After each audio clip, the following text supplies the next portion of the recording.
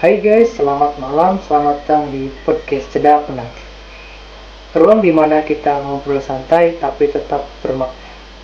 Kenalin, sebelumnya gue Ridwan dan hari ini bakal bahas sesuatu yang mungkin lagi lo rasain, yang mungkin juga gue rasain tapi bingung gimana ngatasinya. Stres, burnout, perasaan lelah mentality. Pernah gak sih lo ngerasa kayak dunia lagi berat banget, tugas numpuk, urusan rumah atau pertemanan bikin pusing, terus media sosial bikin kita insecure? Lalu lo coba self healing dengan cara jalan-jalan, beli sesuatu atau makan enak, tapi kok abis itu kadang hampa atau merasa bersalah gitu malahan datang. Misalnya duit habis nih, atau ini beneran menyembuhkan atau cuma kabur sebentar ya.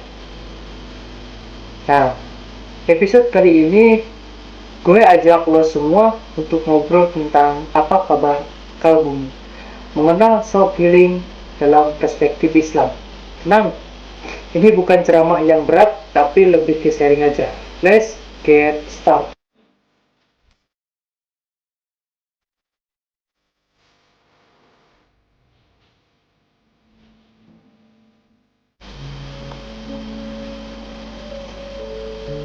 Self healing itu apa sih?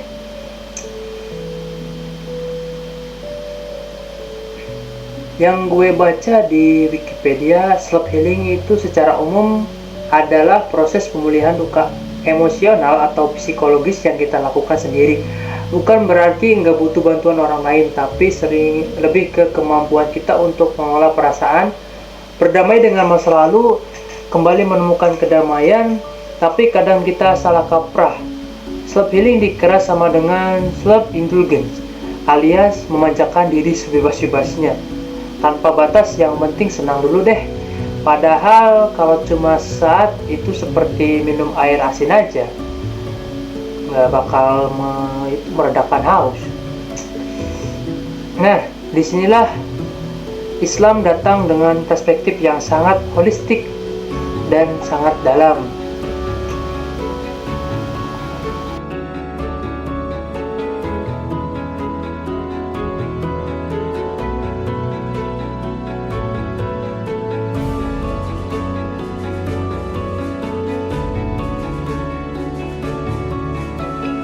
Dalam Islam, konsep menyembuhkan luka hati itu bukan hal baru. Rasulullah SAW pernah merasakan sedih yang sangat luar biasa dalamnya. Tahun itu disebut tahun kesedihan atau Aumul Huzn, di mana Khadijah dan Abu Thalib wafat. Nah, beliau diajak oleh malaikat Jibril untuk melakukan Isra Miraj, sebuah perjalanan spiritual yang luar biasa yang menjadi bentuk atau penyembuhan langsung dari Allah. Jadi self healing dalam Islam itu nggak cuma tentang diri kita saja, tapi juga melibatkan koneksi dengan Sang Pencipta. Kolbumu, hatimu itu adalah amanah dari Allah. Jadi menyembuhkannya juga harus dengan cara yang Allah suka. Ada 3 pilar utama self healing dalam Islam yang gue suka banget. Yang pertama itu mengakui sebagai bagian dari iman. Ini bukan menghilangkan masalah tapi mengelolanya. Pernah dengar nggak hadis ini? Alangkah menakjubkannya urusan seorang mukmin, semua urusannya adalah baik. Jika mendapat kesenangan dia bersyukur, dan itu baik baginya. Dan jika tertimpa kesusahan dia bersabar, dan itu juga baik baginya. Hadis riwayat Muslim. Ini sebuah reminder buat kita, sedih lelah itu ya manusiawi, boleh dirasakan, nggak perlu dipendam sih. Yang penting bagaimana kita meresponnya dengan cara sabar dan syukur. Yang kedua itu the power of connection, salat dan doa. Ini bukan sekedar kewajiban ya guys, ini adalah meeting yang paling premium dengan Allah. Bayangin coba, 5 kali sehari kita diberi waktu khusus untuk break dari dunia. mengadu dan mencharger energi kita, energi spiritual kita. Apalagi saat sujud, itu adalah posisi terdekat kita dengannya. Coba deh curhat di sana, sampai nangis pun di sana nggak apa-apa, it's okay.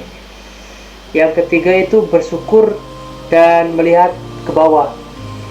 Ini ilmu paling jitu lawan asyientik. Kadang kita lupa betapa banyaknya nikmat yang masih kita punya. Rasulullah Shallallahu Alaihi Wasallam bilang, lihatlah orang yang di bawahmu dalam hal materi, janganlah lihat orang yang di atasmu. Hadis riwayat Bukhari Muslim. Bukan untuk tidak ambisius, tapi untuk melatih hati agar selalu cukup dan tenang dalam segala sesuatu, ya guys. Nah, keren kan teori-teori di atas, tapi bagaimana sih prakteknya? Oke deh, hari ini gue kasih tips yang mungkin yang sedang gue lakukan saat ini. Tips yang pertama itu kita detox sejenak. Misal contohnya berhenti main gadget, laptop ketika beberapa menit mau tidur.